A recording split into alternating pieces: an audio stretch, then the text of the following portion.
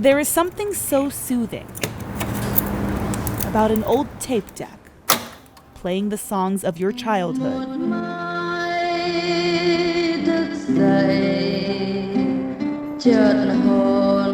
Sui and Tien listen to this old Vietnamese song over a glass.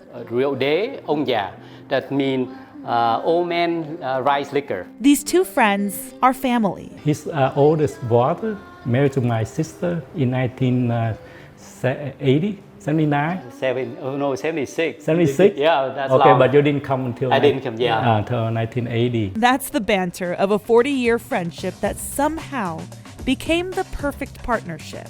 SUY, we take the two initial, and my name is TIEN, we take the TI initial.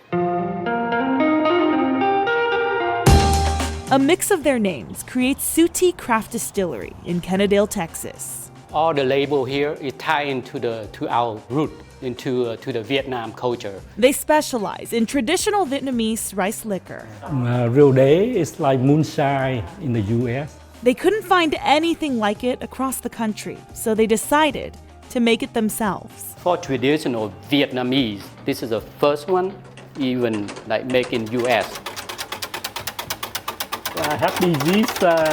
Happy spirit. Sui calls himself the cook, the mastermind behind the two recipes at Foodie.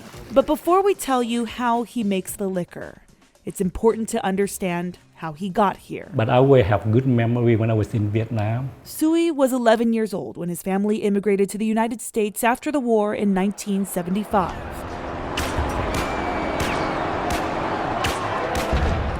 They came with little to nothing on their backs, but with big dreams on their minds. I would do everything that an American would do in high school and in college. He became an electrical and software engineer, making wine as a hobby, and eventually, he found his passion here.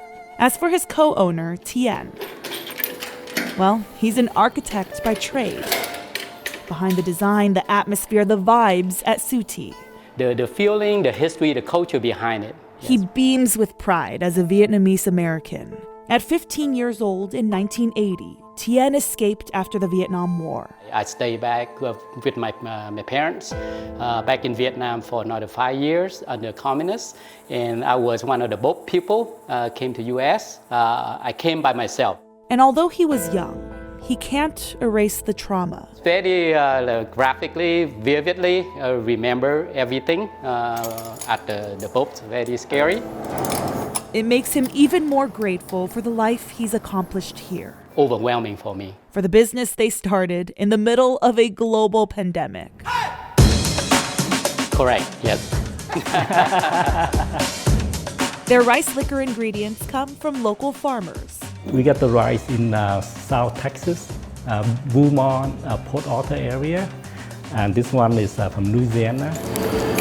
It takes them 1 day to cook the rice, 5 days to ferment, 1 more day to distill, and then a month and a half to age the liquor. What he makes is like, wow, it's really good. And they always test it to make sure it tastes like home. Bottle, stamp, and seal. They tie it with a straw to remind them of the tall grass fields in Vietnam. You can see it come out here. Then there's all this leftover rice.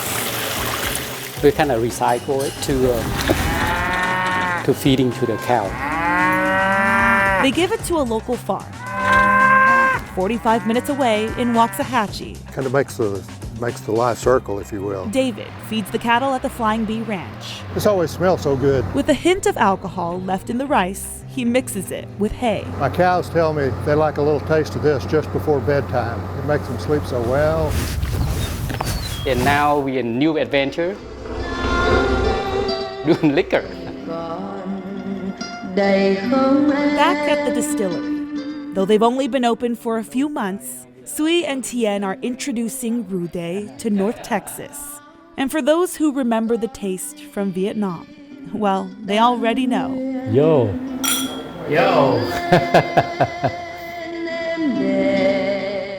It is something so soothing. In Kennedale, I'm Tiffany Liou.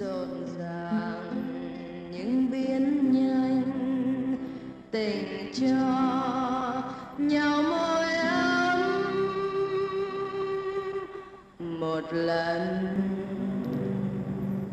một lần là trăm năm.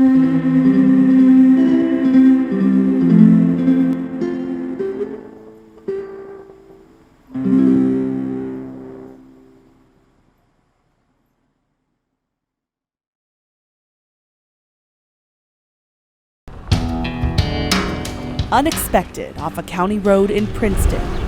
The gravel guides you out of rural Texas, and for a moment, Feels like home. you step into the Philippines to the market of Josephine and Alan Cook.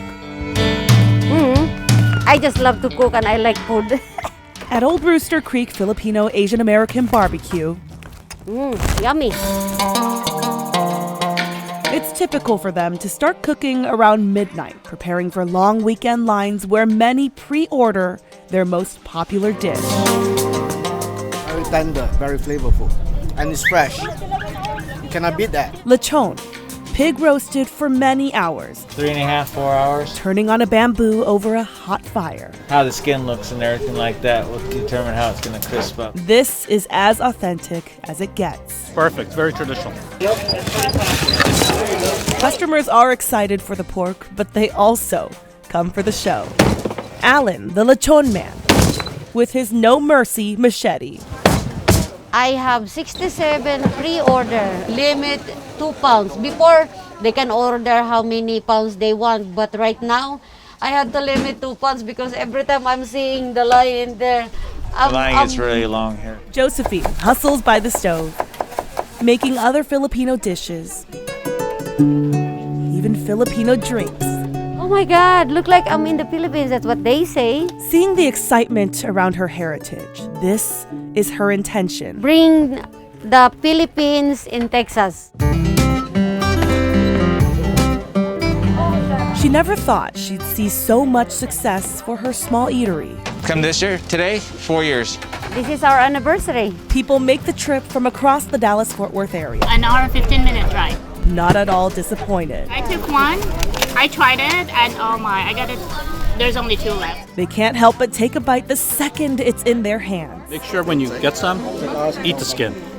It's bad for you, but it's delicious. When they cook it, they're cooking from their heart. In their backyard, they allow us to enjoy their family. Yes, ma'am, proud Filipina. Josephine and Alan share culture through food. Food is life, though. Knowing food brings cultures together. Filipino, Texan, whatever. I'm just having fun. And that is the beauty. Unexpected off a county road in Princeton. I'm Tiffany Liou.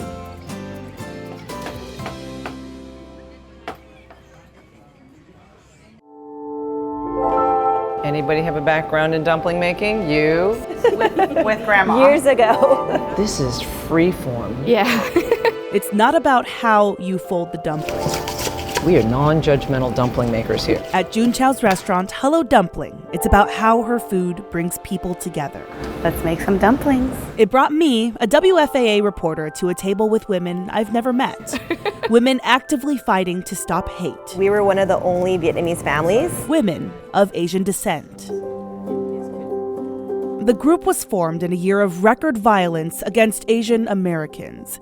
Amy Tran Calhoun wanted to find a space for Asian women to share. I feel like I've been living in Dallas for about 7 years now, feeling really isolated in my Asian American identity. The racism was not new, but because of tragedy, it was amplified. Sadly to say, now it took Atlanta shooting, for us to realize, wait, we do need to galvanize and we do need to find a solution together. Jinya Huang says it's important to not let a crisis go to waste. I hate that we have to leverage on those notes, but sometimes that's what it takes. Is this a good amount? So like a family, we sat around the table pinching dough. Fold it up like this. Folding dumplings and unfolding systemic racism. You could just rip it open and just try it again. There's no perfect answer. The dough's pretty malleable, so you could fix it. And fixing it is the goal. It has to be manageable solutions. Like, what can we achieve? For me, it's about education and understanding history. Something everyone can do is have a conversation. So rather than asking, for example, where are you from, right? And if you mean,